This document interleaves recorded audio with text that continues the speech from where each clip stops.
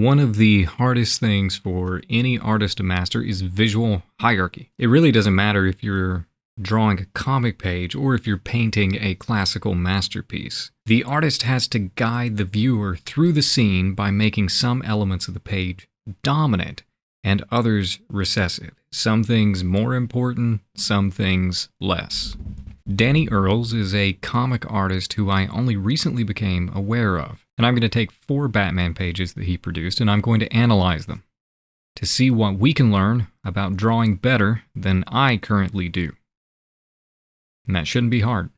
These pages are masterworks of visual hierarchy. Earls packs his pages with so much detail that it could easily spin into clutter and confusion. But by carefully managing the design of the page, the viewer is moved seamlessly from one area of interest to the next. And since the pages are grayscale, that limits the number of variables that we can look at. The only contrast tools being used here are value, shape, and isolation. The first page demonstrates this trifecta, so let's start with it. In the scene, we have a low Dutch angle that looks up at an array of skyscrapers, where your unnamed mass vigilante stands in the center, and despite how densely populated the frame is, our eye is pulled toward him. The primary contrast variable used here is shape. The figure is an organic shape with plenty of curves nested inside a frame dominated by rectangles. This automatically gives the figure an element of visual interest that separates him from the background. The second variable, value, is contingent upon the mid-tone gray that covers most of the environment. Although ink on paper is frequently just black and white, the introduction of a gray, broadly used, allows white to be used much more sparingly.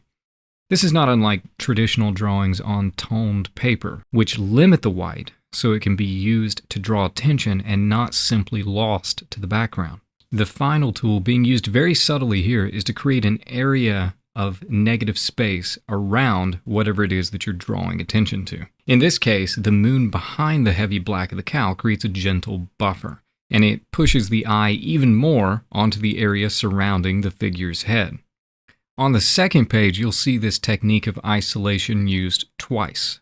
On the bat wing, in addition to the maximum value contrast, and more notably in the corner where the area of the window frames the figure's head. I just think that one is more subtle. On page 3, we're seeing a lot of the same methods in play. So let's instead examine this one on the basis of narrative. How does the visual hierarchy change the way in which the story is told? At the end of page 2, Batman was still in his Batwing. At the beginning of page 3, we see him isolated, just the figure, along the skyline.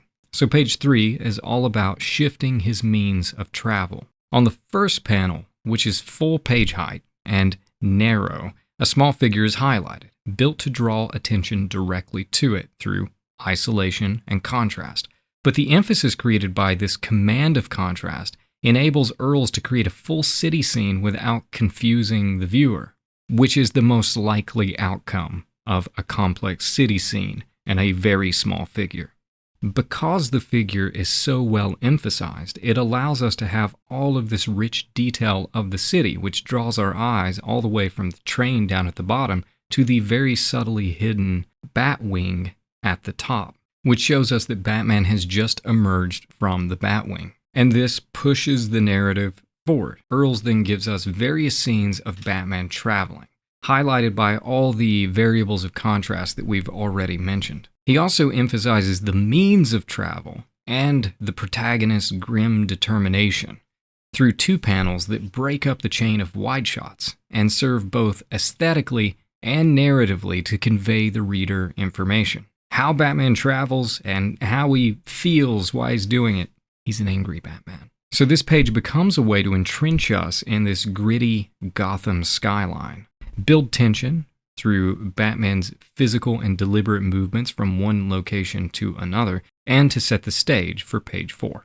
And on page 4, we see the same techniques of hierarchy, but panel 2 really throws us a curveball, because it gives us an image with 2 overt points of interest. We have the figure, indicated with a particularly nice touch of the emblem shown in white, and the destination shown by a white opening. What I love about this panel is that neither of these 2 points of interest are actually given dominance. You could look at either one first, and the panel still works narratively. Either you see the figure and where he's going, or you see the destination and the figure approaching. And the same thing happens in panel 5. I appreciate the restraint from making any point utterly dominant, especially when such richly detailed illustration encourages us to examine the panels closely. The way that Earls is carefully balancing background against focal point means that the backgrounds are neither meaningless set dressing that no one will look at, and neither do they overwhelm the points of primary interest. And I want to say something too about white backgrounds on occasional panels. Suddenly, everything goes still. It's a unique method at work here that slows down the narrative and hyper-focuses on the face. But it wouldn't work without all the heavy background detail panels that precede it. And that is one of the lessons that we get from art in general. Within the panel, within the painting, within the narrative, eccentricity really only blooms if it's surrounded by restraint. Wild ideas are seasoning rather than substance. A novel concept never exceeds the slow and deliberate fundamentals of storytelling and of aesthetic. But used in small measure, it can send work into the stratosphere.